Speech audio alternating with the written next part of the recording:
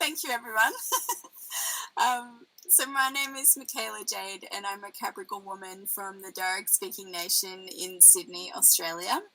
And for the past 7 years, I have been working on augmented and mixed reality storytelling with Indigenous communities across Australia, including my own community recently, which has been very exciting. And I was going to just talk for maybe about 20 minutes and then leave it open for questions, because AR and extended reality is a little bit of a new topic and people usually have lots of questions, so I hope that's okay with everyone. So when most people look at a map of Australia, this is what it looks like: 7 states and territories. This, of course, is our colonial representation of Australia, and First Peoples usually see our country more like this. So we have over 300 unique cultures in Australia with different languages, different cultural customs and laws, and different knowledge systems. It's very complex, and everybody is very proud of their culture in Australia, and there are a lot of people working on language preservation projects and knowledge projects and integrating Western science and with Indigenous knowledge systems. And so my country is, if you find Sydney, it's that little tiny green dot that near near Eora, and you can see to the left of that is the Darug, which is in the red. We have a big country with lots of different nations in it. This is a representation of how knowledge is connected through songlines across Australia, and I love this because to me it looks like a blockchain. So I'm going around saying that we invented blockchain in Australia because if you look at how our songlines are connected, you can pretty much see a blockchain represented there. And blockchain will form some of our work in 2020 to authenticate and give permission, perpetuity payment, and preserve our augmented and mixed reality storytelling. So who am I? This is me. I grew up not knowing my culture, so it was quite late in my life where I was reconnected with my tribe. Our family were involved in the Parramatta Natives Institute, which was an institute set up to forcibly remove children from their families in the 1800s and 1900s. I grew up being very connected to the bushland and just thought I was really good at nature, so I became a National Parks Ranger, not knowing that I was actually growing up on my own country, and that country was speaking to me because I'm from that place. I've spent my time over the last 7 years working out what it means for Indigenous communities to be represented in extended realities. There are a lot of questions that have come up over the last 7 years, particularly around data flows, intellectual property rights and moral rights, and how you deal with remuneration and compensation systems in using augmented and mixed reality, and also the massive digital skills gap that is in Australia in particular around being able to access and use these technology systems. I was beating my head against a brick wall for quite some years at the start. I couldn't attract any investment into building our first minimum viable product because I was an Aboriginal female working in cutting edge tech from remote communities. So when I started my company, I was in a remote community that didn't have internet. So it was very, very difficult to try and work out how to do augmented and mixed reality. I was fortunate in that I basically became a massive LinkedIn stalker and found a company in the UK that agreed to help me start my journey, and they taught me over Skype during the evenings how to do image recognition for AR production, and also how to basically do a workflow for creating our first augmented reality experience. 2 years ago, I was lucky enough to get involved with Microsoft, and they've been tremendous supporters of my work in Australia and internationally. And they've really helped me work out where our value proposition is for Indigital in this space, and I'm very grateful to have them as a partner. I've also partnered recently with Telstra, which is our national telecommunications company, and I have amazing partners, Ben and Sean from Shared Path Aboriginal and Torres Strait Islander Corporation, that work with me as well. So I've been very lucky in the last 2 years to harness the kind of support we need to be able to scale our work. This is the letter that basically confirms our Aboriginality, and this was not discovered until the early 2000s in my family. So it tells the story of my ancestor who petitioned for land rights, I guess, or access to a boat to be able to take her produce down. She was unsuccessful, but I like this letter because it demonstrates the kind of feisty character that she was, and I continue to come from a strong line of females that followed in her footsteps. So I'm very proud to be a Capricorn woman being able to do this work today. This is my totem. It's a cobra crab, and this is the kind of thing that it does to wood. And so I just wanted to share a little bit about that. So what I do, there's a little video here, and I'm really hoping that it's going to stream for you. This video was produced when I won a national award last year for our work, which was sponsored by Veuve Clicquot. So I just want to show it because it shows some of our country that we work on and some of the technologies that we use. Hopefully it's going to stream for you. The winner of the Veuve Clicquot New Generation Award. No, I don't think it's going to work for you. Is Mikaela, Jade. My name is Mikaela Jade, and I'm the CEO and founder of Indigenous, which is an Indigenous augmented reality company. I found out when I was 29 that I'm an Aboriginal woman from the Capricorn clan. I come from a strong line of Aboriginal women. Madame Clicquot was bold and fierce, and nothing stopped her from achieving her vision. And I think Indigenous female entrepreneurs need to be like that today to have impact in 7 generations. Indigital is a company that works with Indigenous people in Australia and hopefully around the world. We, at the moment, have created mixed and augmented realities for Indigenous storytelling on country, but also off country, so we can have cultural experiences in a classroom or in a museum setting. What it enables you to do is go to a cultural place and hold your phone up, and the right story at the right time at the right place is being told by the right person. Madame Clicquot invented rosé champagne, which has been loved by thousands of people for many generations. Indigital is hoping to achieve the same thing with our Indigenous storytelling. We are looking at 2170. That's the year that we want people to still be hearing the voices, the language, the songs, and the stories of Indigenous peoples living today.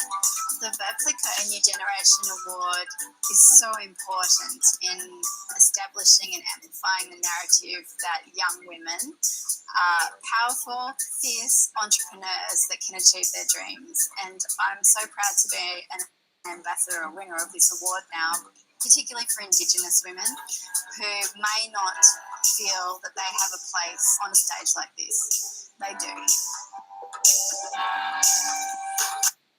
Yeah, so that just shows a little of the work that we've been able to do. I'm just going to try and get out of this YouTube now because it's... Oops. Okay. So some of the things that have come up during our journey is this question around data and data ownership and how we manage that in an extended reality world.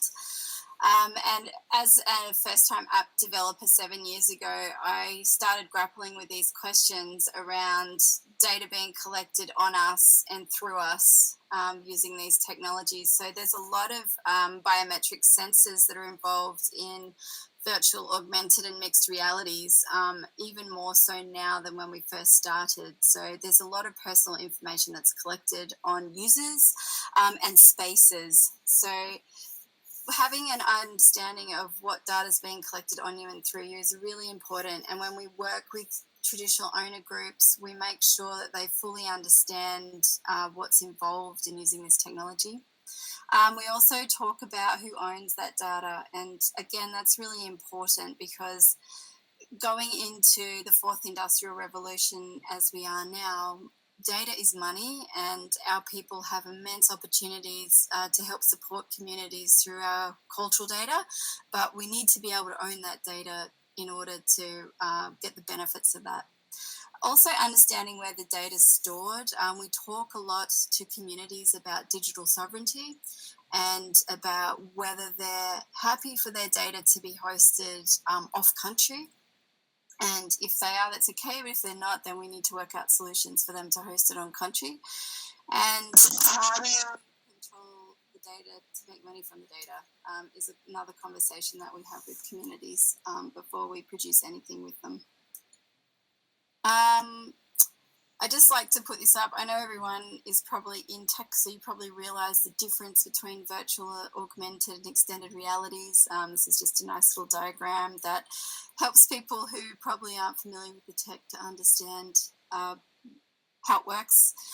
I'll just move on to that one. So we do have an app that we released. It's probably 3 years old now. So if you wanted to go ahead and install it, you can go to In Digital Storytelling, and in order to trigger the content, you need access to the images.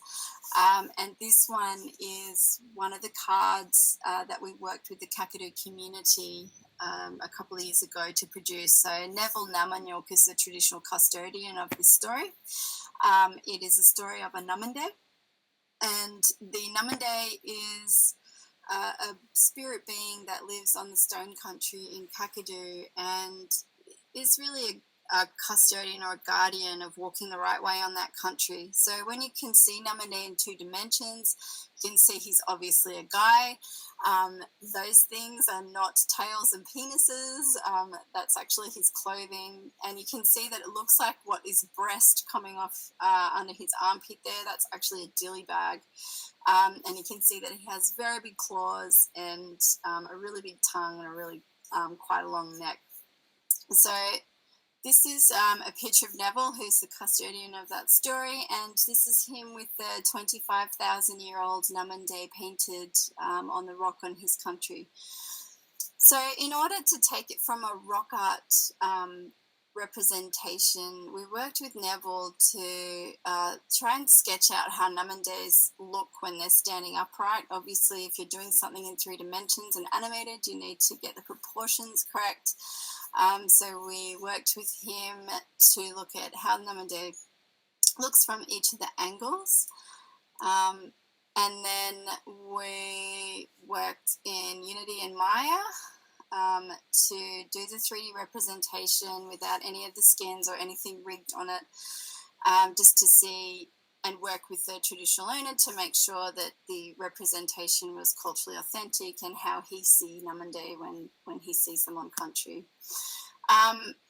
It was a really tricky challenge because Neville speaks a lot of languages and I didn't speak like Gunwinku or Gunjikmi, and so it was quite frustrating to go through the animation process for everybody because usually you would go through a storyboard and write things down, but writing was not really a great option for us, and it led to the project going round and round in circles. So one day Neville just said, why don't you just film me and I'll become the Namande and you can make him from there. So that's what we ended up doing.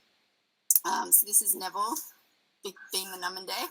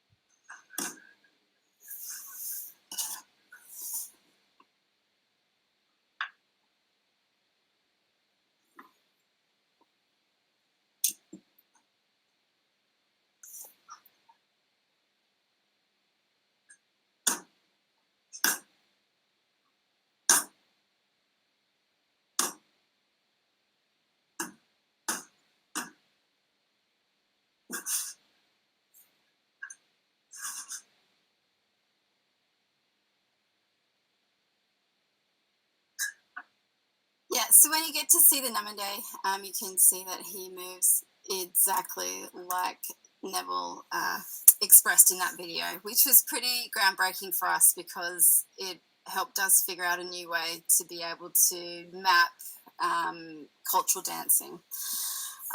So the next thing that we did after we released the app, it got quite popular, and I had communities from all around the world asking me to come and do augmented reality with their communities. And I got quite overwhelmed and I got quite sick at that time as well, and realized that our model was completely unscalable. So, to give you an idea about the cost of production, it cost $200,000 for me to build our first app in augmented reality 5 years ago, and it was costing about $80,000 to produce content thereafter. So that's in Australian dollars, which is a little bit less value than US dollars, but it's still very expensive and not available to communities. Like, our communities don't have that kind of money to be able to produce augmented reality content, and at least at scale. And when you look at the facets of how people want to use augmented reality, it's for language learning, it's for sharing stories in situ on country, and it's also for being able to creatively express how we see the world. And you want to do more than one piece to achieve all those things. So when I was able to work with Microsoft, we had some really deep discussions about scalability and cost, and I started partnering with Shared Path Aboriginal Corporation, and we decided that we were just going to teach communities from now on how to do this themselves, rather than us running around trying to scrape together enough budget to make independent artworks for people. So we came up with this concept of digital custodians, and the reason that we went with the name of digital custodians is that in Australia we have law people, we have language people, we have medicine people, we have people that understand about all different plants and animals. But I felt like a real gap in our tribes was digital custodians. And when we came up with the concept of digital custodianship, it wasn't to make everybody into a tech expert. It was just to empower people within the community to be able to ask the right questions to work effectively with the tech industry. And that kind of turned into this whole program, which we're rolling out in Australia now, around making sure our people are not just prepared and equipped to make augmented and mixed realities, but they're also educated in AI, blockchain, IoT, machine language learning, and being able to use augmented and mixed reality through producing their own holographic content. We also made a school kids program. So this program we piloted last year in Sydney, where we taught kids how to make their own augmented reality language learning cards. So there's 5 schools involved with 20 kids, and we did it over a 5-month period. And they were able to create these little language learning cards. I'm just going to play this.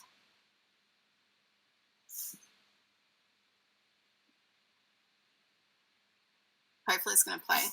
Sorry, I'm having some internet struggles this morning.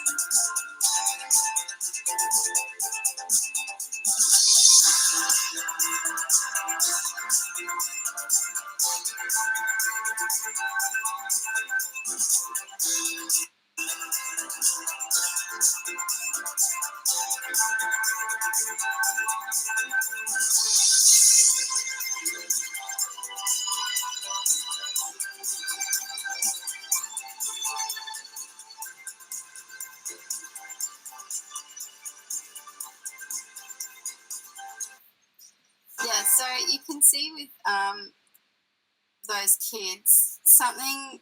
So they learned tech skills, which was great, but really what they learned was how to work effectively with other Aboriginal and Torres Strait Islander kids that they hadn't had an opportunity to meet or work with before, because we brought all the school kids together for classes. But some of the kids had some struggles at home, and also were having struggles attending school. And what the program did for these students was ignite their strength and curiosity in their culture. And a lot of the kids this year have had 100% school attendance and have become deeply involved in the STEM community. One of the girls that you saw in that video there, Mia, she's an amazing kid. She's had 100% school attendance this year. She's established her own cultural group within her primary school that she runs and manages.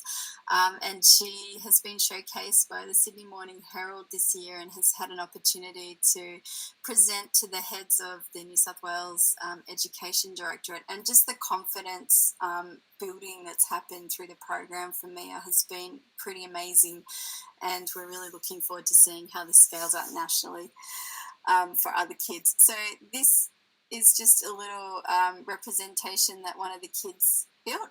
And there's Mira and her dad and Stephen Worrell, who's the head of Microsoft Australia. And you can see in the backgrounds the cards that they did. So the idea is when you point your mobile phone over these cards, Mia, for example, did the starfish, which is Gunagan in Dharawal language. So when you point your phone over the card, the starfish that she created comes up in 3D augmented reality, and her voice says Gunagan and then translates it into starfish. So we produced 400 sets of these cards through that project, and the Dharawal community distributed it amongst all their language learning centres and preschools and primary schools, and it was an incredibly popular resource for learning Dharawal language this year. There she is. You can see a little bit of her 3D AR.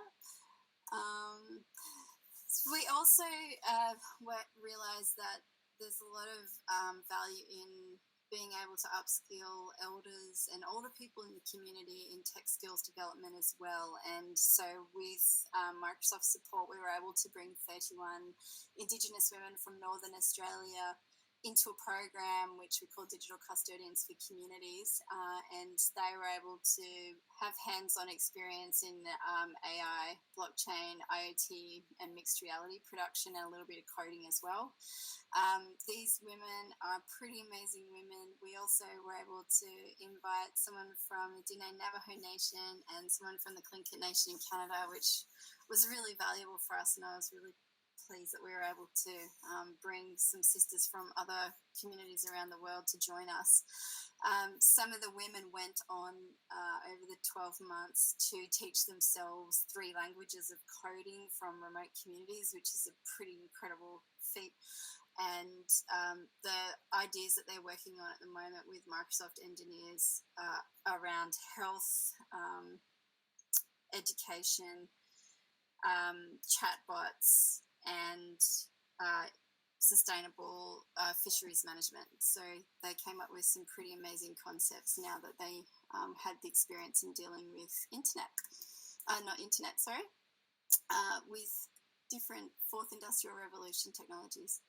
I'm just going to skip on the Earth Maker Code. So I guess part of our work has been advocating at an international level about equity of participation for our people in the digital economy in the fourth industrial revolution. I've been to the United Nations 5 times now to pitch interventions around our human rights to do with digital economies in the fourth industrial revolution, and particularly around our self-determination in these spaces.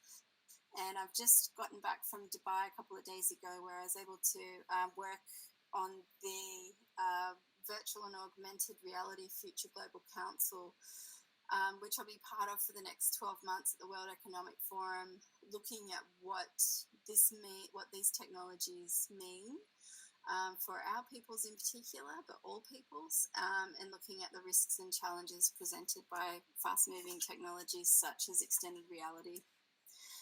So that's pretty much me in a nutshell. I'm really happy to open it to questions now. I'm just going to try and get out of this. Sorry, I'm in my car at the moment, so it's a bit tricky. Just stop sharing that. Okay.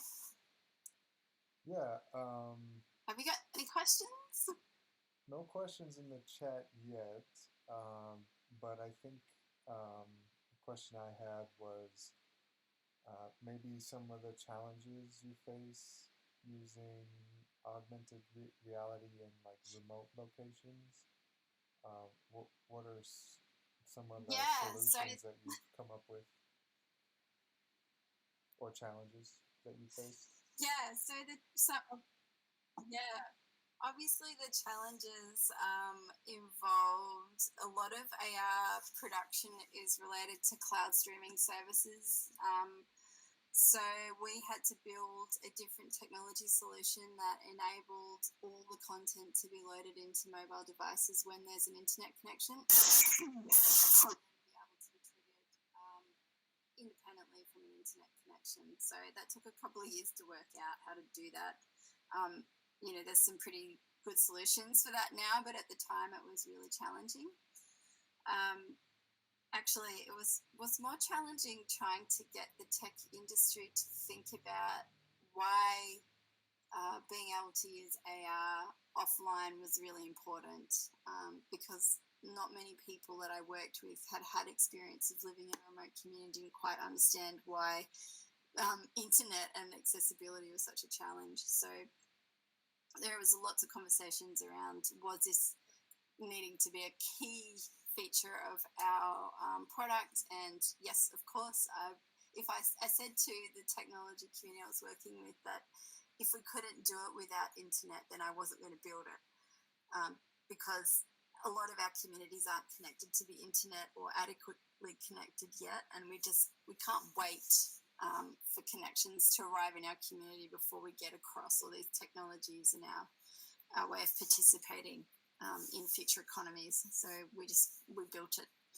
It took a bit longer, but we achieved it, which was pretty awesome, I guess. I don't usually have the time to reflect on what was good and what was bad. We just keep rolling along and trying to do the best we can and with what we have. But yeah, it was quite an achievement.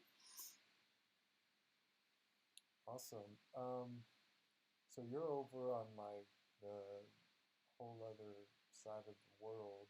I'm not too familiar with the tech scene there as it pertains to the Aboriginal people, but can you kind of talk about that and talk about where it's at now and where maybe things like this can take it? Yeah, so there's not a lot of people that have digital skills in our communities in Australia. I think I was able to be at a forum a couple of weeks ago with some researchers in this area, and only 32 or 36 Indigenous people actually graduated from an ICT style degree.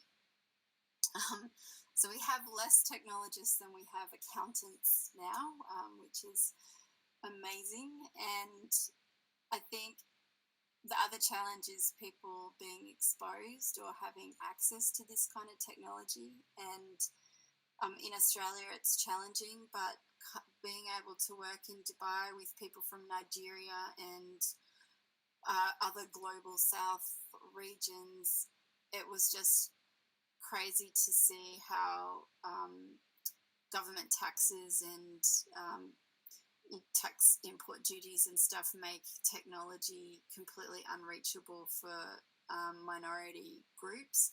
including Indigenous peoples. So I think access is definitely huge. Connectivity is a huge challenge. And digital, I guess, digital literacy or digital intelligence is not very high in our communities. Everybody uses social media. Everybody knows how to get someone to build them a website if they need to. But if we're moving into fourth industrial revolution, technologies is very low skill base in that at the moment.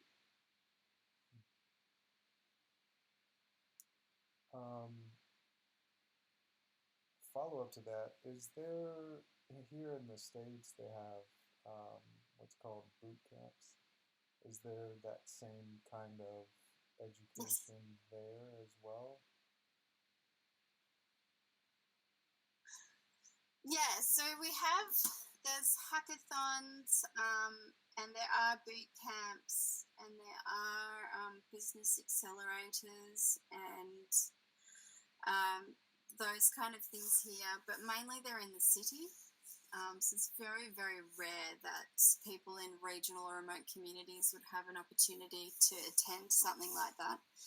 And something that I found a challenge in Australia was there was an expectation that I needed to relocate to a city to be able to participate in those communities. And I still find that challenging. So in designing digital custodians, designing digital custodians, we've made sure that we go out to the community to deliver these kind of opportunities rather than expecting people to come to the city, which is very expensive and very taxing for particularly women who have caring responsibilities in communities. I also heard you mention that there's still a lot of traditional people, or not just people, but roles, like medicine people in your community. Have you gotten feedback from them? I'm curious, what they think, and are they accepting of this new age of what, the fourth industrial revolution?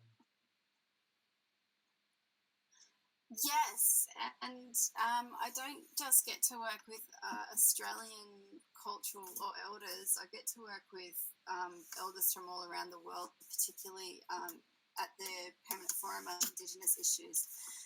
And people are quite excited about augmented and mixed reality in particular because I guess it's the first time that computers and technology have caught up with the way that we traditionally would impart knowledge. So before it had to be spoken, written, read, and then kind of ingested if you're going to do it with like a book or a website or a Wikipedia or something like that. This goes straight voice to ear or voice to eye and ear. So it's more of it's probably a better fit for our work. But in saying that, people always have the same questions, which I had, which was around intellectual property rights, moral rights, and data ownership and management. And these are the three questions that come up regardless of where communities are located around the world. And they're really big questions. Cool. So you mentioned, I was curious to ask you about one of the illustrations you had up earlier about that kind of being like the original blockchain. Could you kind of speak to that a little bit more and kind of the metaphor? Yeah, sure. Yeah. So that is one representation of what we call songline across Australia. So I know the best way to describe songline is it's like a physical pathway, but a spiritual and a metaphorical pathway as well, that connects people to the land and tangible and intangible knowledge. And I've heard it described like, when you take a trip to work every morning, you go along the same route, and over the year you can start recognizing the changes in the seasons and the changes in the patterns of the people and the changes in the patterns of the animals. It's like knowing all that along this journey, which is both physical and spiritual. And sometimes it actually is sung as well, so which is why I sometimes refer to as songland. But when I saw that picture, it just reminded me of a blockchain and the way that we would traditionally run knowledge from my community meant that you almost had to solve like a crypto puzzle before you were able to go into the next tribal lands.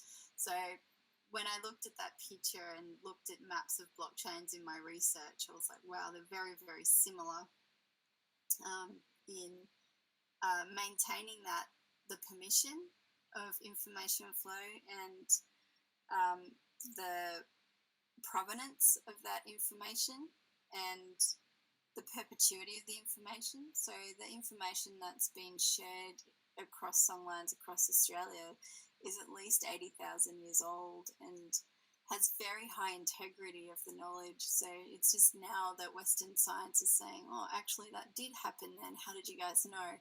So with our cultural law, there's a lot of things embedded in cultural law, as you guys would know, where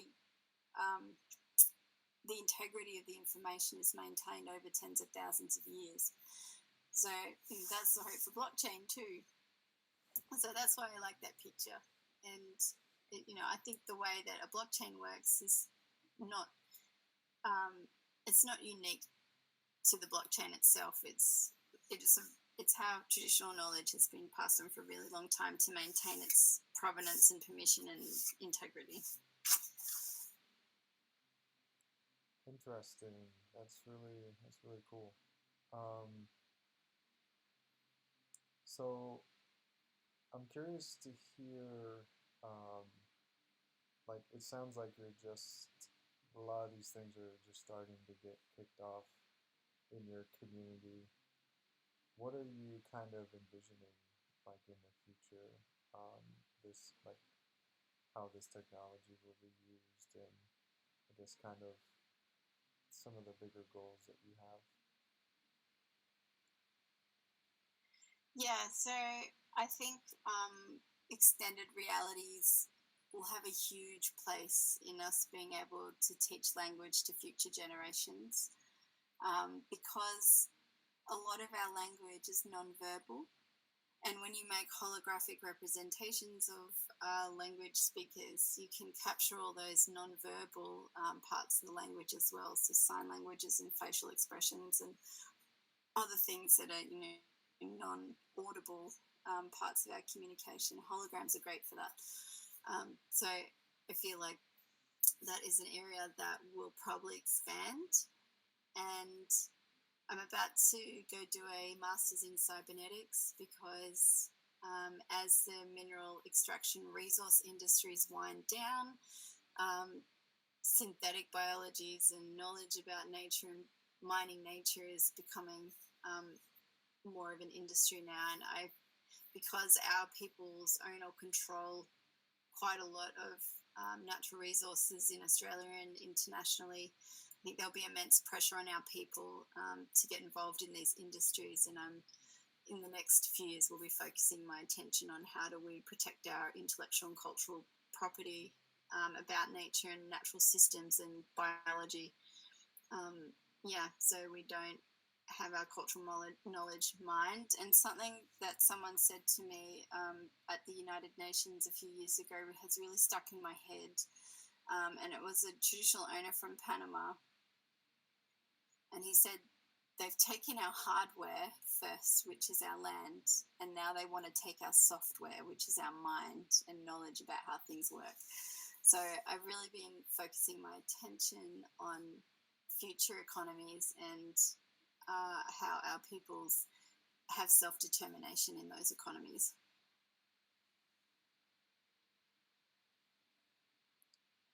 That's pretty awesome.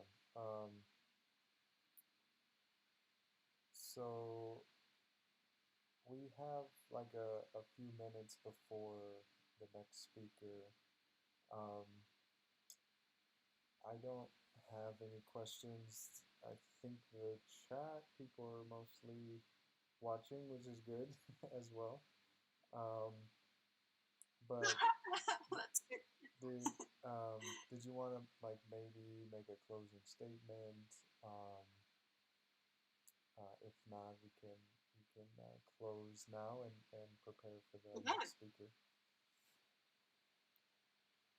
Yeah, I just want to say thank you very much for convening people in this space around the world. And I think my feeling is that there's a lot more natives in tech than what we realize. And I think the reason I say that is a lot of our peoples are involved in technology and tech enterprises. And I don't know about you, but in Australia, we just seem to have a natural affinity, and we're very good at technology in Australia. And I guess that comes from our tens of thousands of years in innovation. And I just really wanted to say thanks for convening this and putting it together. And I hope you do it again. And if you do it again, let me know, because I have a whole network of people that I'd really like to get involved in this community. And I think it's very important that we connect across tribes and across countries and across oceans, so we can amplify our work and ensure that our tribes have self-determination in technology futures. So thank you. Cool. Yes. Yes. There's a lot of work in this space, and we will be having a on-site location for the conference next year. So if there are people that you know, then send them our way to the Natives in Tech Slack, and Yeah. we could use as much help as we can get for next year. Thank you. Amazing. No worries. Thank you very much for having me. Yes. So I will